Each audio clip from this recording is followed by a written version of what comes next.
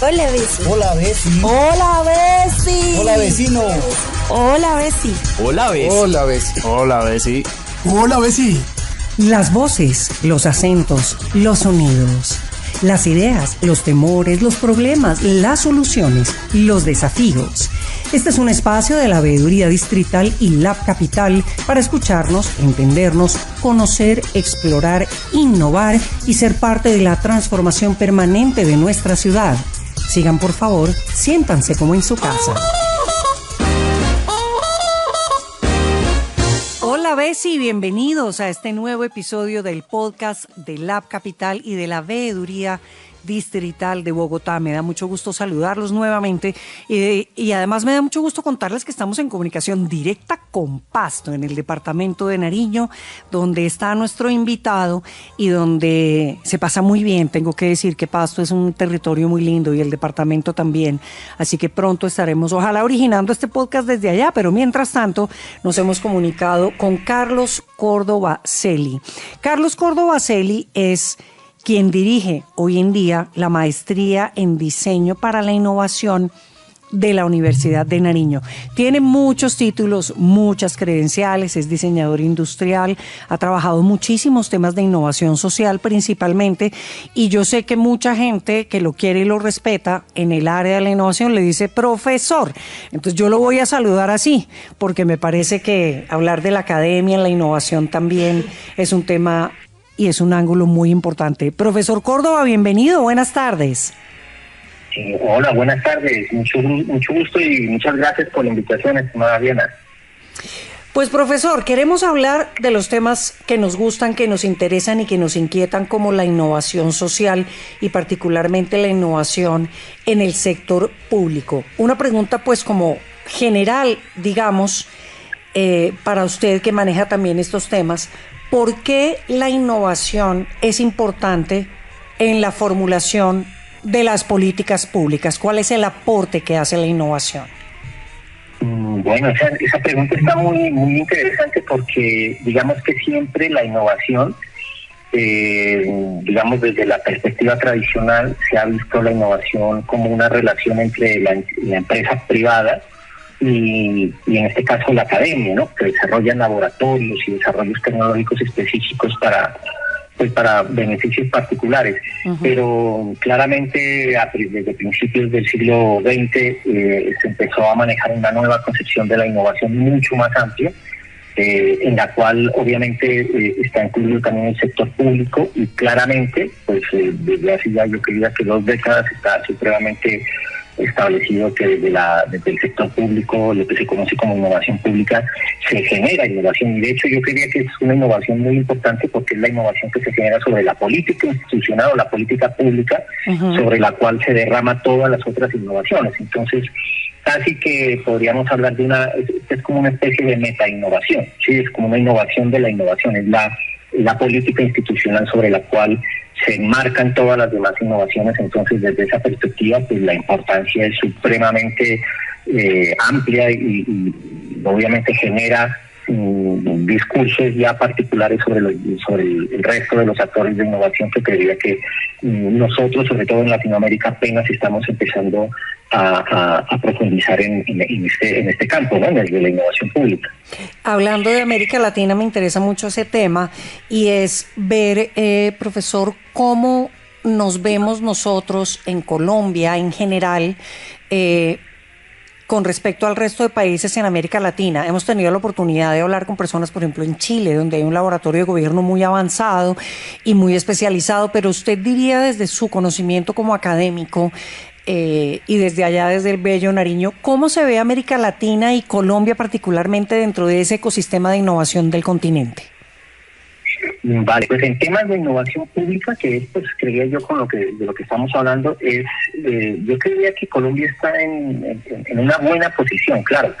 A nivel de, por ejemplo, sobre todo de Chile, que tiene una política institucional sobre innovación pública bastante amplia, sí. Creería que Colombia ha hecho unos enormes avances sobre este concepto, particularmente, creería yo, desde el momento en el que en el Plan de Desarrollo Nacional del primer gobierno de Santos, en el 2014, se incluyó el concepto de innovación social. Ajá. Y a partir de ahí se empezó a generar una serie de centros de innovación social, que realmente eran centros, yo creía que de gestión de innovación pública, ¿no? Ajá. Y que más tarde terminaron, por ejemplo, en la creación del Centro de Innovación Pública del DNP, que yo creía que es un hito importante en el tema de innovación pública, porque en Latinoamérica todavía hay muy pocas instituciones públicas que tienen estas unidades de desarrollo y de creación de innovación pública, ¿no? Y en el caso de Colombia, pues la creación de este Centro de Innovación Pública en el DNP me parece que fue muy importante.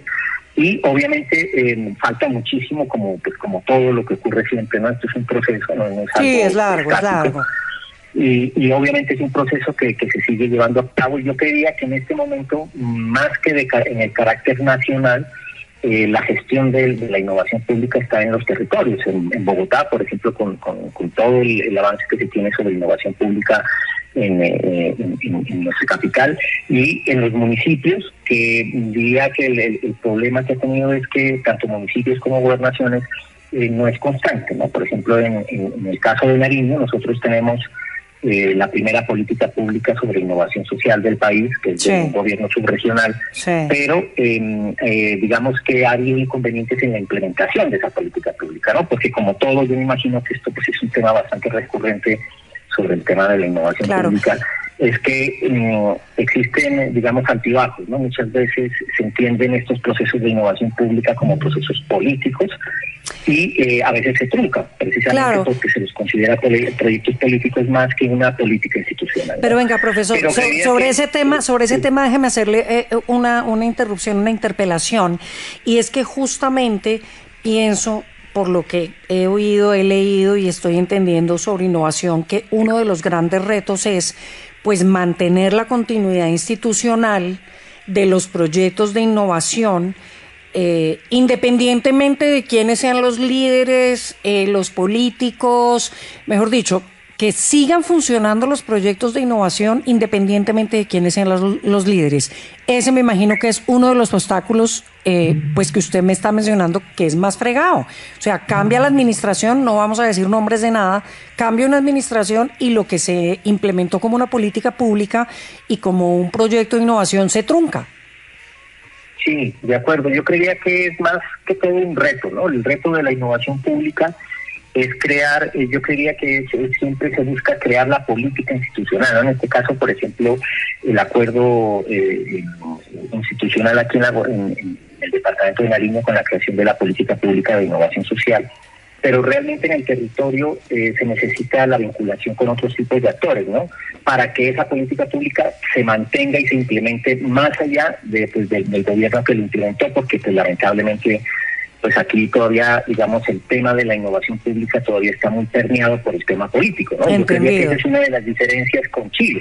Claro. Chile ya ha empezado a entender que, o ya entiende que la innovación pública es una herramienta de gestión que es completa, que debe ser completamente, digamos, tiene que estar articulada obviamente con el ejercicio político, pero tiene que estar, se piensa siempre a largo plazo, ¿no? Y obviamente el ejercicio político pues, es mucho más cortoplacista. Entonces ese es un reto enorme. En el caso del gobierno subregional, aquí en la gobernación, en Nariño, pues por decirlo de alguna manera, que es el que yo conozco con detalle, digamos, lo que hemos tratado de hacer es que existe una vinculación más a largo plazo entre los actores que hicieron esta política institucional, esta política pública.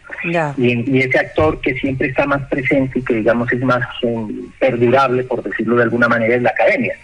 Entonces, lo que hemos hecho, o hemos intentado hacer, pero no digamos que hemos hecho, sino hemos intentado hacer es mantener siempre la academia vinculada a que cada vez que hay un cambio de gobierno, hablar sobre la política institucional, porque una de las cosas que ocurre es que cuando llegan los nuevos gobiernos, por ejemplo, desconocen completamente de que existe una política pública sobre innovación social, por ejemplo. Entonces, o sea que aquí la academia, profesor, se vuelve, y perdóneme, como una especie de hilo conductor. O sea, la academia tiene un peso súper importante porque pase lo que pase, pase quien pase y pase lo que sea políticamente hablando en los territorios, la academia permanece permanece como un hilo conductor, como un escaparate, como un soporte mejor de esas políticas públicas y que precisamente permiten esa continuidad que se convierte en el reto, ¿verdad?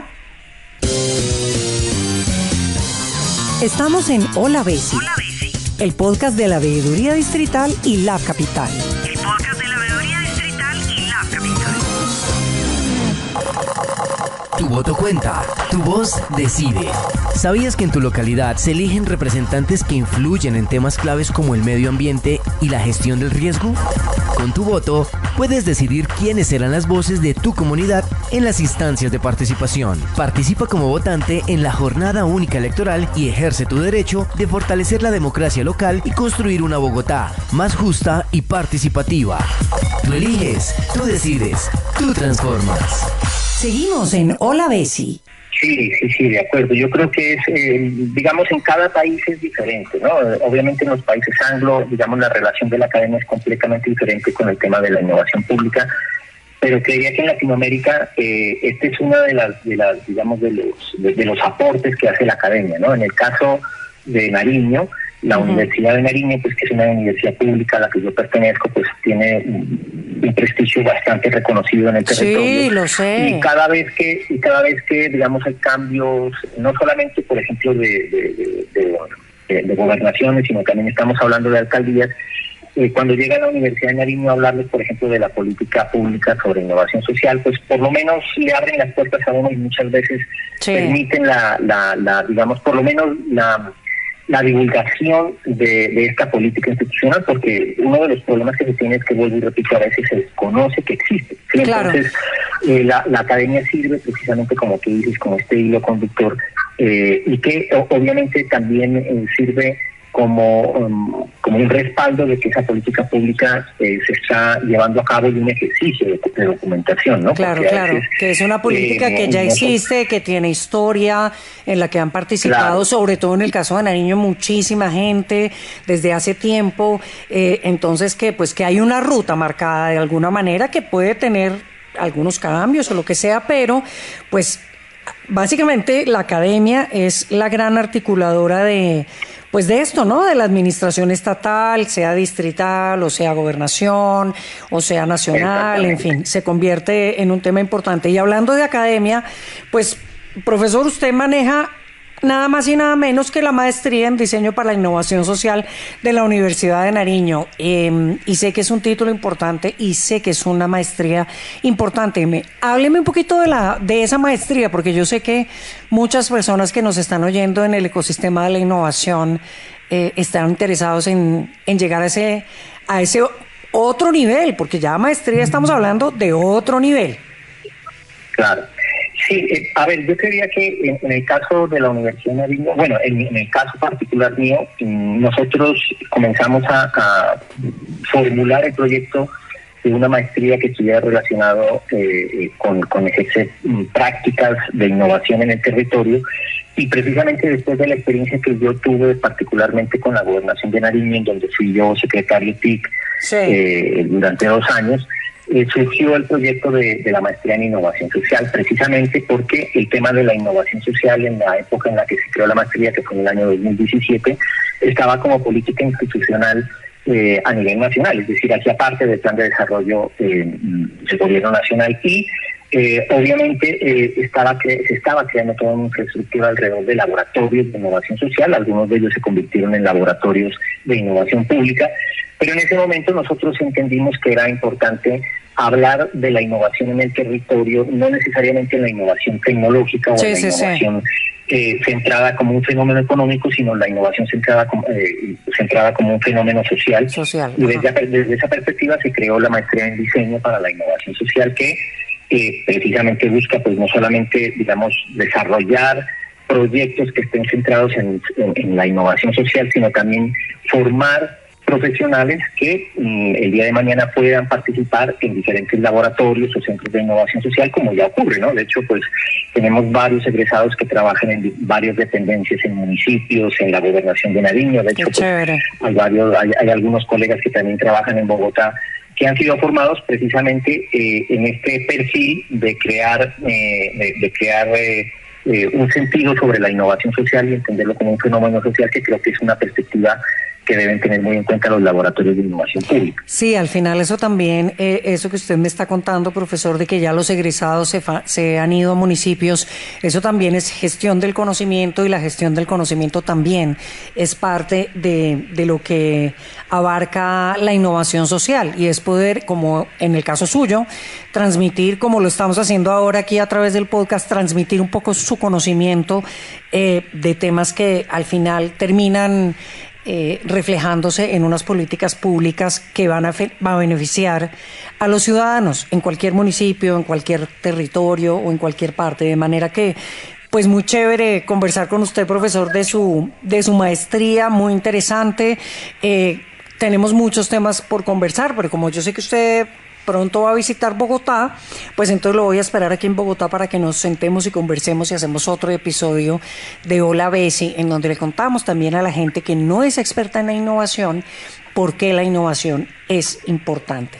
Profesor, una última pregunta antes de irme. Como usted visita Bogotá y conoce Bogotá, y nosotros somos del Distrito Capital, le voy a hacer una pregunta fácil.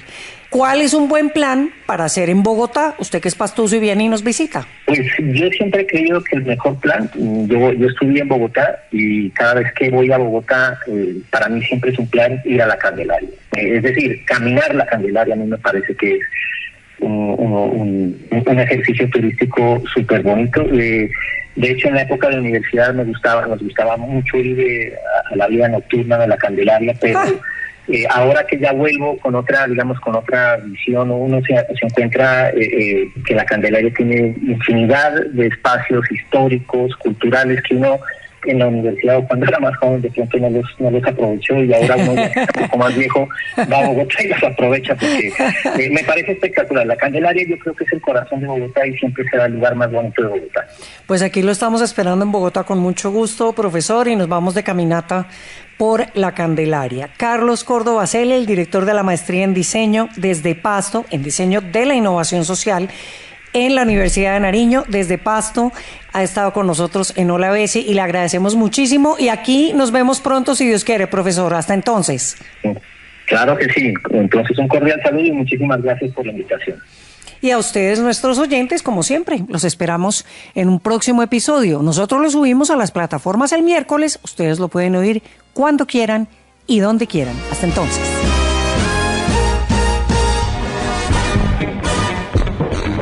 Gracias a DC Radio, la emisora virtual del distrito, por acogernos, y a ustedes por acompañarnos. Nos encontramos en el próximo episodio. Recuerden, cada miércoles hay uno nuevo y lo pueden oír cuando quieran y en la plataforma que más les guste. Hasta entonces.